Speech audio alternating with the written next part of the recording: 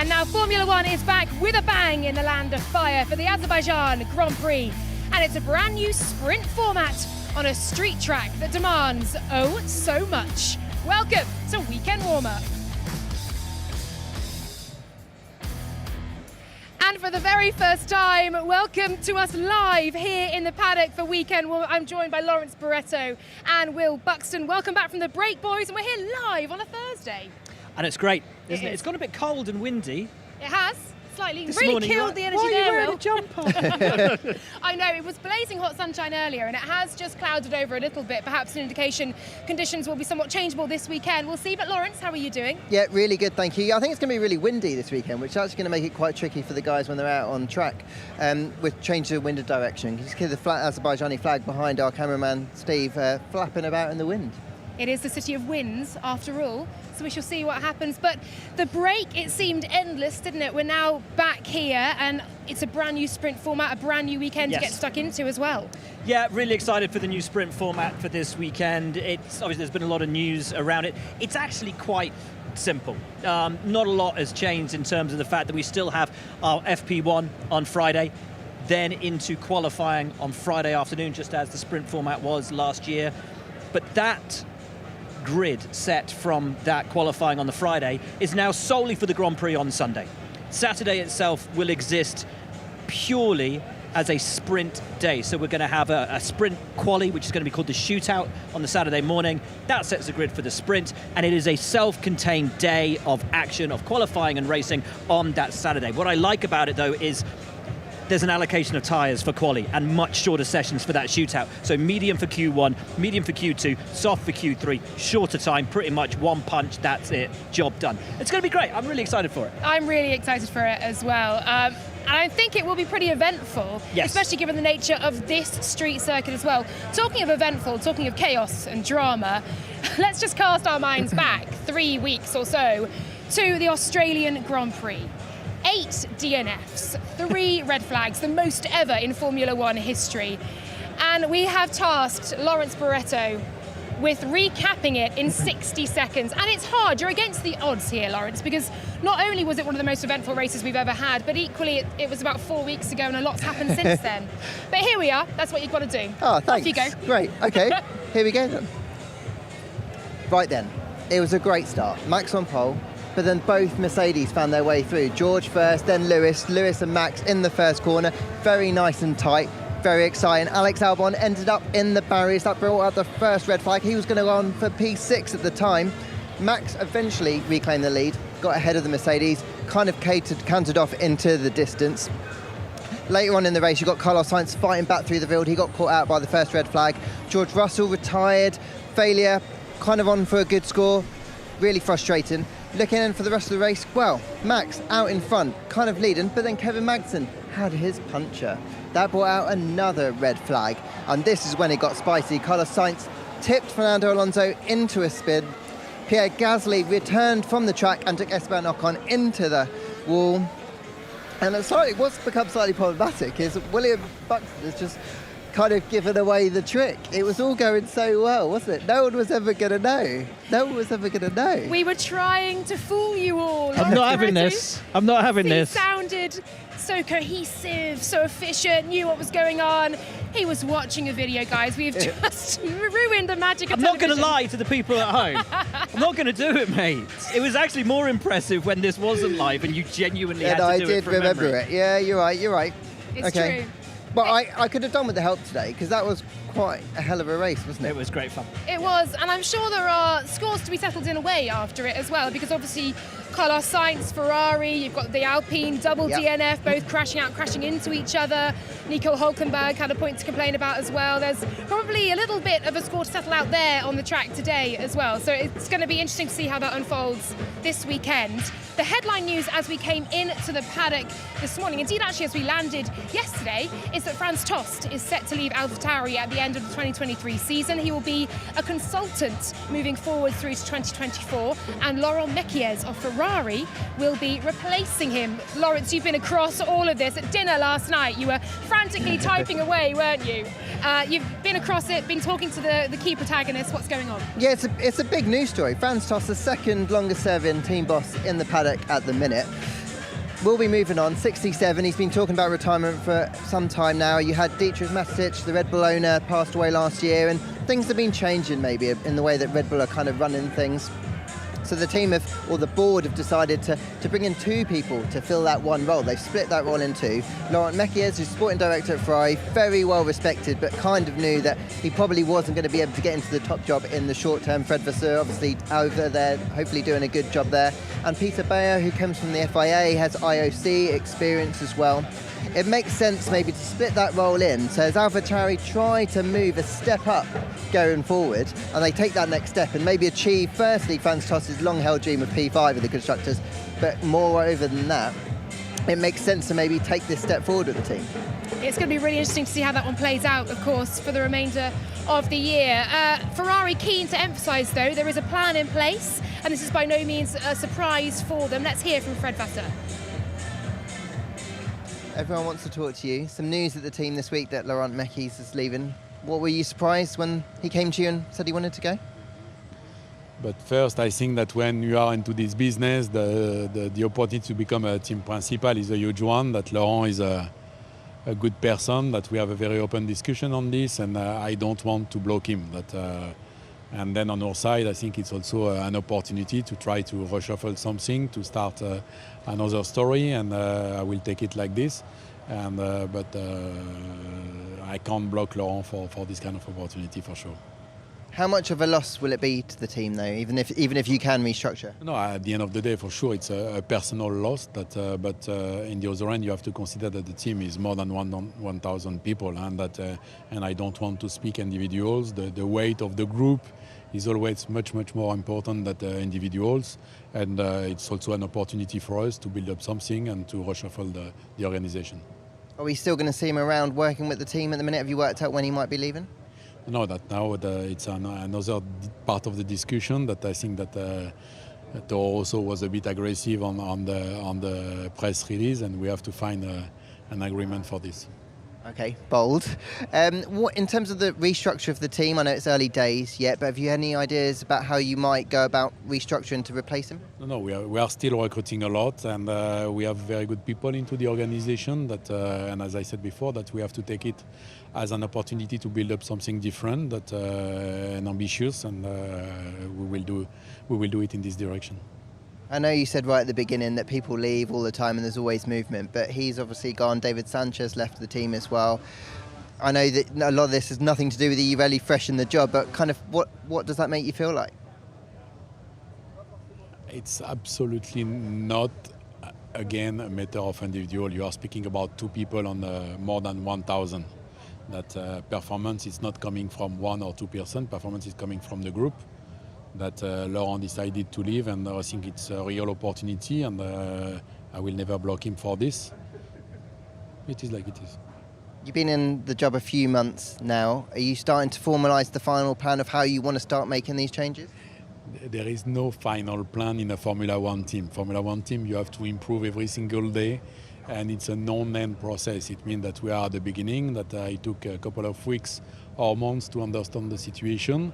But it's not that we will freeze something next week or next month or next year. That if you start to have this kind of approach, you are dead, because that you just have to do a better job tomorrow than today, and to change the organization and to improve the organization every single day.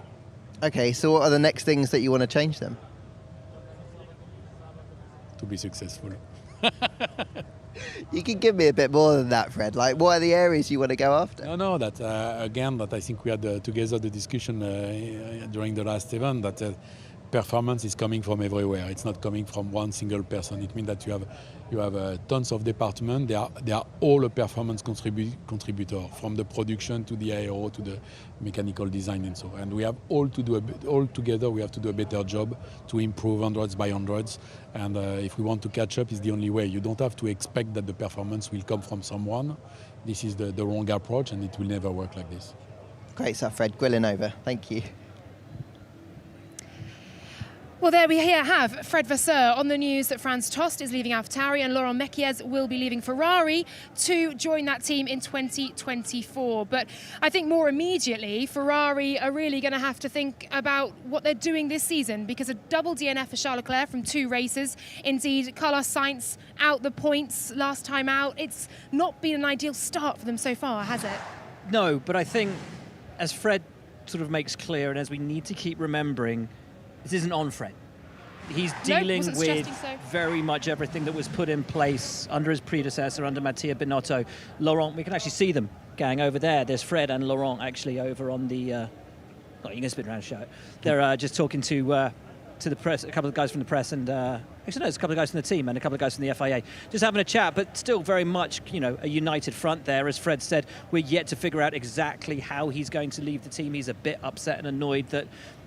I thought it was interesting he called them Toro Rosso rather than AlphaTauri. Nice little dig at them as well. They haven't figured that out. Quite aggressive in releasing that statement. But Fred is still getting his feet under the table. He is still, as you asked, and as I think he said, talking about how they're going to change the direction of this team. It's never going to happen overnight. We are only going to start to see the effect that Fred has on this team from about mid-season onwards. So very much what Fred is putting in place, the changes that he's making at the team, are all behind the scenes. They're all going to remain unseen, certainly in terms of an on-track effect, until much, much further down the line. So I don't think we should get too worried. I don't think we should get too far ahead of ourselves yet, because everything that's happening to the team at the moment is still very much a hangover of things that happened before Fred's arrival. No, I think they need a bit of luck in a way, don't they? A bit of a more consistent weekend, a smoother weekend of running. Maybe the top 3 teams kind of blowing up, and then that kind of luck, and then they'll be all right. I don't think we can wish bad luck on anyone. I'm not wishing bad luck on anybody. Good luck for Ferrari. Anyway, at the start of the season, we sat down with all the drivers, but indeed we sat down with Charles Leclerc as well and asked what he would do if he wasn't a Formula One driver. His reply was a musician. Will, you spoke to him in the pen a little bit earlier on, didn't you? Let's hear from him now before I hear from Will. 100 points in arrears from Red Bull arriving here. What can you guys do this weekend to start that fight back to where I know you want to be? I think realistically we don't have the performance that Red Bull has with their car at the moment. What gives me the confidence for the future is that I know the plans of the team, I know what's coming to the car, but and this gives me the confidence for the future, because I know that the idea and what Fred wants to do, I am 100% sure that this is the right thing for the future, and that will bring us to fight with Red Bull. When is the question, and I don't have the answer for now. This weekend we just need to try and have a clean weekend. It's going to be a very, very difficult weekend, if not probably one of the most difficult of the year. Having the a sprint weekend this weekend, having only one free practice session before qualifying on a street track after a 3 weeks break is going to be challenging. But I'm looking forward to it. Thanks, Sean. Thank you. Fred Vasseur is asking, what on earth is Lawrence wearing on his head? I don't think we've covered off that you're wearing a hat, actually. It's the lucky hat. We haven't actually discussed it. It's called an Aksharin. The lovely team, the local team here in the paddock, have given each of us one. Lawrence has opted to wear it live I was for the you only all. one who was brave enough to wear it. It really matches your outfit, though. It's Thanks. lovely. Fred Vasseur was a huge fan as well. It's supposed to bring the wearer good luck and protective qualities. So there you go. You are protected and full of luck this weekend, Lawrence. So far, so good. So far, so good indeed. In fact, Ferrari may want a bit of that as well themselves. We mentioned music at the start. Charles Leclerc very much on task, but you did ask him about music, didn't you? Because he's released a song. Yeah, but very quietly and very subtly, and it. not a huge, I'm going to go into the studio and do something massive, not I'm going to be a secret artist on a Christina Aguilera song. He's literally he spends a lot of time playing his piano at home, and so he's just recorded him noodling around, set some strings to it, released it. It's top 10. Like on the global iTunes list or something. I talked to him as he was coming in this morning. He said, I'm number 6. He said, I'm literally number... He's in some of the charts, I think in the Italian chart or maybe on the global chart, he's ahead of Ed Sheeran and Pink. That's cool. Taylor Swift? We'll see. I don't know. She's got Yeah, she's always got an album. We haven't got hasn't time. she? We're actually live for this. We Yeah, do need to exactly. keep it relatively snappy. Come on, then. Let's talk about Red Bull then, shall we? 3 wins from 3 for the team so far. Top of both standings. 2 wins for Max Verstappen, 1 win for Sergio Perez. Both drivers have won here before. We've never seen a repeat winner. Will we this week, Lawrence? Yeah, I think so. I can't really look beyond these guys, to be honest. Red Bull have been so strong in all of the 3 different circuits we've been to already. Like you just said, both these guys are very good around here, both Mac and Checo. Checo, I think it would be super important for him to stamp his authority on this championship. He wants to have any say in it by having a strong weekend here. But to be honest, Max, in the form of his life, it's going to be so difficult to beat. Let's hear from our championship leader, Max Verstappen, who is soon going to be joining you any minute, and we were just waiting for his interview now. Of course, he has 2 wins from both Bahrain and Australia. Sergio Perez winning in Saudi Arabia. We'll hopefully hear from him very soon. So I spoke to Max earlier today, and the one thing that he made very clear, and it's fascinating because we say Max is in the form of his life, and he is. He looks brilliant and nigh on unstoppable on track, and yet he was really ill in Jeddah, just before Jeddah, actually, the run up to that race. He was massively ill, and he said that the 3-week break that he's had, and that we've all had, has actually helped him to regain full fitness. So he's not been at 100%, even though he's looked unstoppable out on track. He's not been at 100%, which should make the other 19 drivers in this paddock absolutely terrified, because if Max at 50, 60, 70% is that good, what's Max at 100% going to look like this season? And that's before they've even put upgrades on the car. It's ominous, isn't it? It really is. It is ominous. But of course, upgrades coming for the rest of the paddock as well. That gap could yet close. We shall see. We can now hear from Max Verstappen. Phenomenal start to the season. Obviously, those opening 3 races. To then have a 3-week break, is that good for you? Give you time off, refresh, come back, rejuvenated? Or did you just want to keep racing, keep hitting out the wins? No, I think it was good for me because, of course, in Jeddah I didn't really feel well, and it really affected also my physique. So for me, those 3 weeks were very good to just get back into, like, let's say 100% fitness, and that's why it was great to just have those 3 weeks, really be at home also, really feel relaxed, but also really work on that. And that's why I think, just coming here, I'm finally, let's say, fully fit again. Never been a repeat winner at this track, but is it one that you enjoy, and do you think it's going to suit your package this weekend? Well, I think overall, it should be quite all right for us, but because of the layout of the event now with the sprint format, I think there are a few more question marks, I think, and also only one free practice. If you don't get it right there, you might struggle a little bit in qualifying, and that maybe puts you a little bit on the back foot for the race. But we'll see. I'm still hoping, just to have a clean weekend, really get on top of the car. I think normally the sprint weekends have been quite all right for us in terms of setting up the car, but it can be sometimes hit and miss. I won't forget last year Brazil where it was a miss, but mainly it's been good ones. So, it definitely is a bit more difficult. Obviously, this part of the season, we start to get towards the area where teams are bringing upgrades, developments on the car. Do you have any idea when these are going to start to flow in for you guys, the major ones? And from what you've seen, how optimistic are you about the steps that you can make on what's already the car to beat? I mean, of course, you speak throughout the winter, what you're going to get for race 1 and the upcoming races. So I know, of course, there are things coming, and they look promising, but we don't know what other teams are bringing, how far they are progressing with their car. But we are quite happy, of course, with what we are bringing. And the good thing is that I think we understand our car, and if you understand your car, then of course you can step by step, improve it. Fred Vasseur is circling wherever we end up in the paddock and still laughing hysterically at Lawrence Barretto. Good to see Fred in classic Fred form, isn't it? We are now in front of Mercedes, and there's been a shift, a switch in the technical department, Will. Yes, there has. Mike Elliott and James Allison have switched. I was getting there. Have switched positions. Ostensibly, James left his role heading up the technical department at the team to have more of an umbrella position within the team, overseeing so many of their technical operations, including, of course, the America's Cup, because he wanted a bit of private time, wanted to be at home, and the team, after so many years of championship success, said, yeah, of course, you must. Go. After the difficulties at the start of the year, and of course the difficulties the team had last year, they were looking at what they needed to do to change, and what they what they realised was that the technical director role has changed massively under these new regulations and under the budget cap, and you need to be more of an overseer of so many different aspects that actually that was more of kind of what James was doing, and so they've moved Mike into a more umbrella role that James was doing, and they've moved James back into the TD role. I think it's a really good move for the team. Obviously, this is a guy who's had championship success through the decades at a variety of different teams, hugely well respected. And I don't think this is necessarily the team saying that Mike's done a bad job. No. I think it's just they've realised that actually Mike's better suited to the position that James had.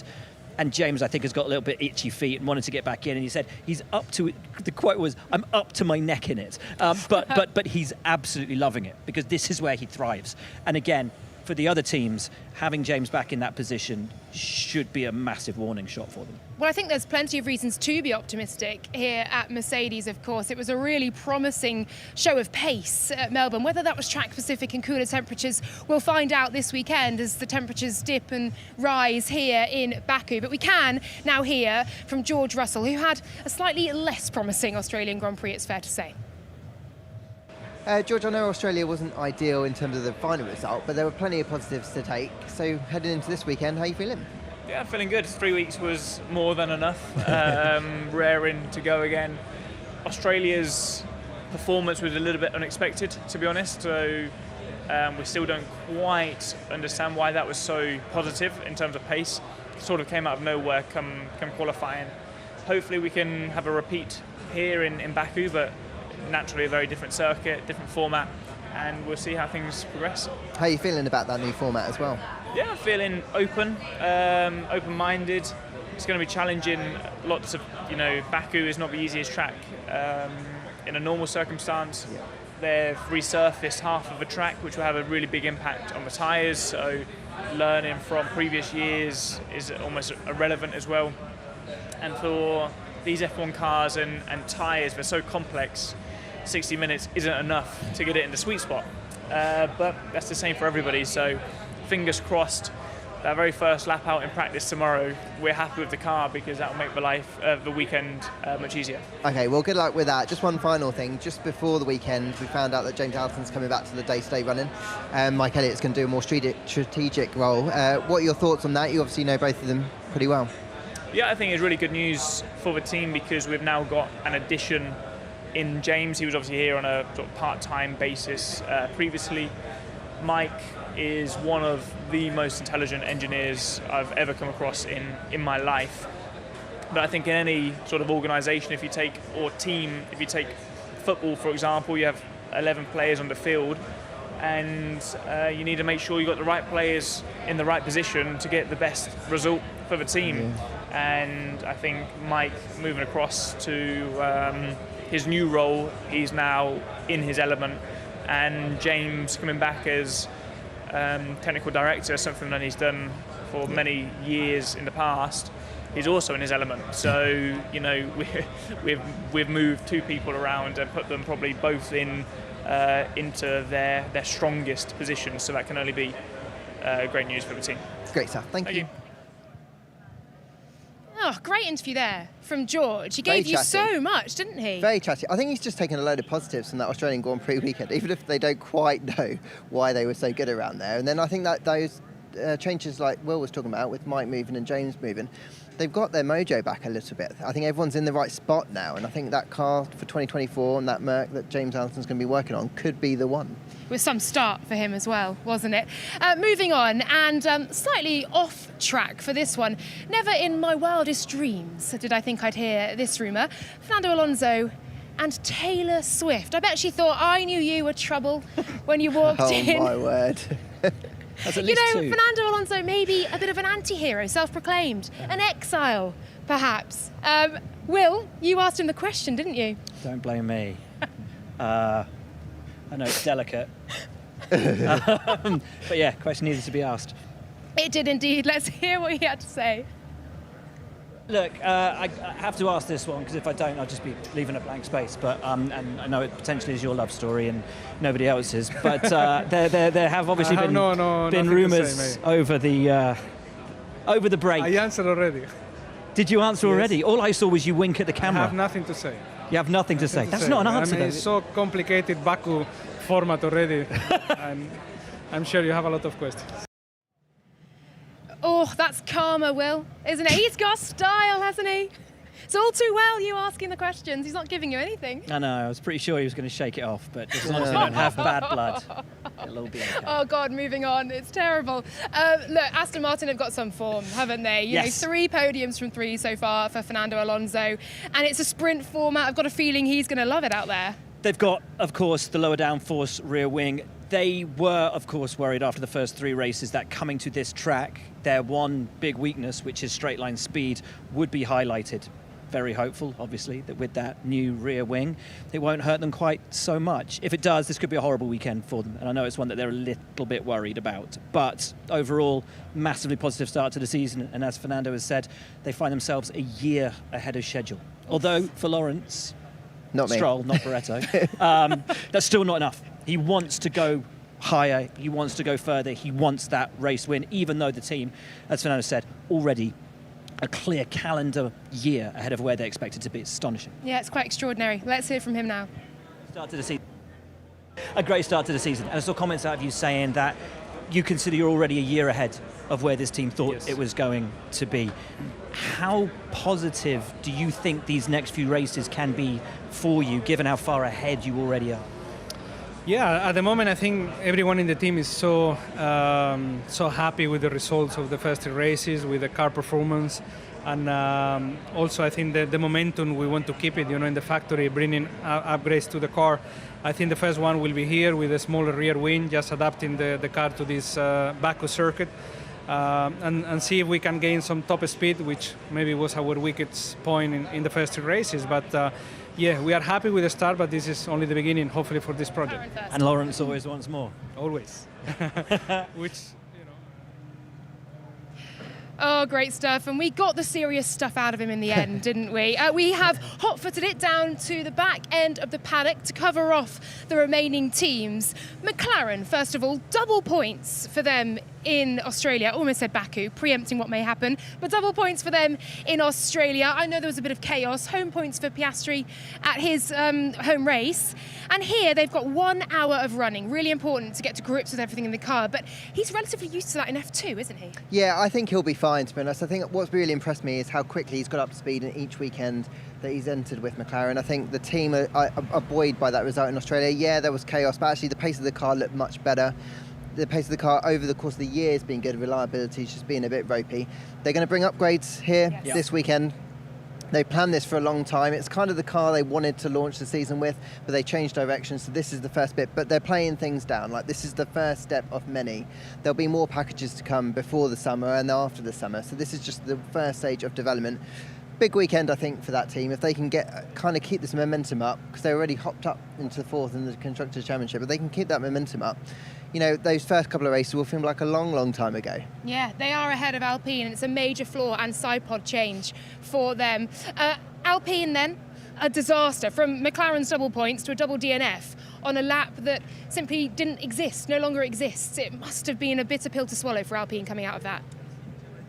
Yeah, I take exception to the whole lap that didn't exist, because drivers got taken out on the lap that did exist. So yeah, it was voided. Do you know what I'm saying? Yeah. Being facetious. Can't just void it. Can't just go around voiding a lap. Anyway, Alpine, again, upgrades and noise coming out of the team that they think if these upgrades work, if they carry on with the momentum in the direction that they have over these only few races, they will be in the fight for second. So big noise, big statements coming out of Otmar and the guys at Alpine, but they think that this, like McLaren, and as Lawrence was saying, first of many steps towards getting them into that fight for P2.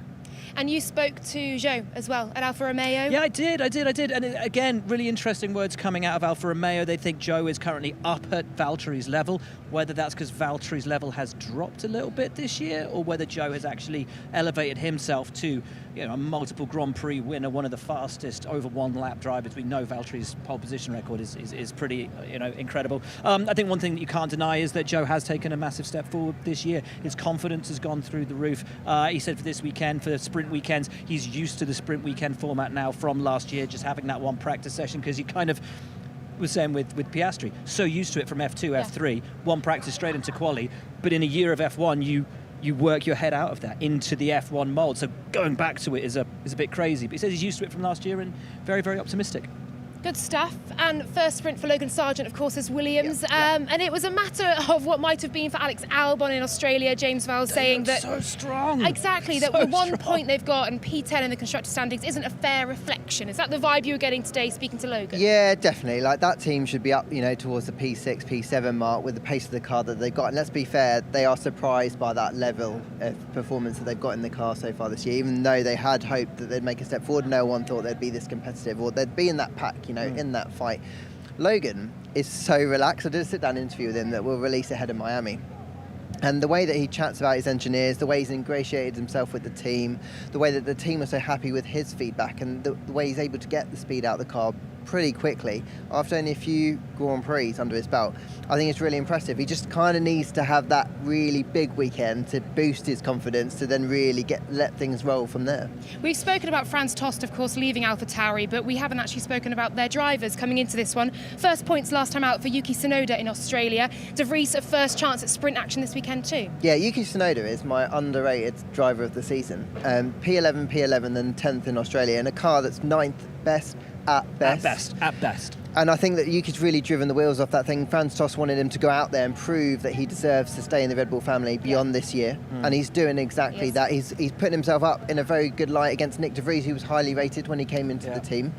For Nick, I think he was saying in the TV pad, he's a bit disappointed that the break came when it did because he was building some rhythm up. And now he's had this break and he's going to have to build it back up again. And it's going to take him a little bit of time. Let's not forget, he's only had that one race last year to do it. But the team has said, though, Jody Eglinton said, we're so impressed with Nick's feedback and his experience at all of the other teams and his development work with them and his role as a world champion already in Formula E and, of course, a Formula 2 champion is helping them with their developmental direction. So already, even though he's not happy with himself, and I know he's not, the team are really happy with the feedback he's bringing. And finally, last but by no means least, Haas. Kevin Magnussen, he scored points in all sprint races last season. Sprint He'll be King. hoping... Sprint King, I love that. He'll be hoping for more of the same. Nico Hülkenberg, first taste, Lawrence, of a sprint race. Yeah, and he's very excited about that prospect. Off the back of his first points of the season, he's very excited about the form he's delivering. He's loving being back in Formula 1, by the way. Like, it's a new Nico Hülkenberg 2.0, but like a really nice, relaxed version of himself, and it's really bringing it out on the racetrack. Great stuff. It's time for predictions, isn't it? I think. Lawrence in his lucky hat's going to love that. Exactly. You need a bit of luck. Keep your F1 fantasy predictions coming in as well, by the way.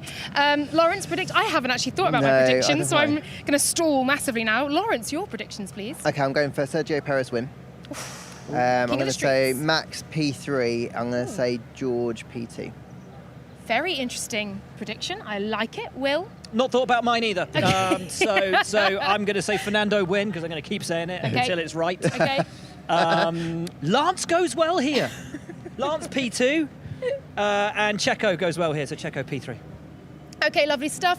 My prediction is going to be a Max Verstappen win, Sergio Perez P2 and a Fernando Alonso P3. I'm going really boring and safe. We've seen that Sorry, before, guys. I know, we've seen it a fair few times, haven't we? We'll see what does transpire over the course of a jam-packed weekend. And before we do, Nick De Vries is behind me, apparently. Should we go and ask him for his predictions? Where is he? Where is he? He's there, There he mate. is. Sorry. I couldn't see. He was blocked by the chap next to him. Nick De Vries is there. First sprint weekend. He's heading out onto track. Anyway, let's take a look at the jam-packed schedule here at the Azerbaijan Grand Prix. Free practice one then, our first start, 1:15 tomorrow for all the build-up, and then of course we'll be reacting to what we've seen as well. Very important hour of running that. The pre-quali show, qualifying for the grid on Sunday, comes at 4:30. Qualifying then starts at 5 o'clock, and after the checkered flag we will have the post-quali show for you. And on Saturday, it's Sprint Saturday, a standalone event for each of our 6 sprint races this season. The sprint shootout is at 12 p.m. We have our pre-sprint show, that is at 10 to 5, all local time of course. Our sprint race at 5:30 and the post-sprint show after the checkered flag as well. And Sunday seems a quiet day comparatively, doesn't it? The pre-race show is at 2 p.m. with the Azerbaijan Grand Prix at 3 p.m. and the post-race show, as ever, straight after the podium. That is how it all shapes up. FP1 is our first stop here on F1 TV, and we'll be live at 1:15 p.m. local time to build up to the solitary hour of practice. Very important 60 minutes for those who've brought upgrades, getting to grip with this car ahead of Sprint Saturday. Join us here in the paddock and in the commentary box. Well, goodbye for now. Welcome to Azerbaijan, the Grand Prix circuit of surprises. Black down, away we go. Leclerc locks up, Perez takes the lead. Max Verstappen past Sergio Perez. He's got the inside line, Hamilton goes through. Max Verstappen takes victory in Baku. Was that a good race or was that a good race?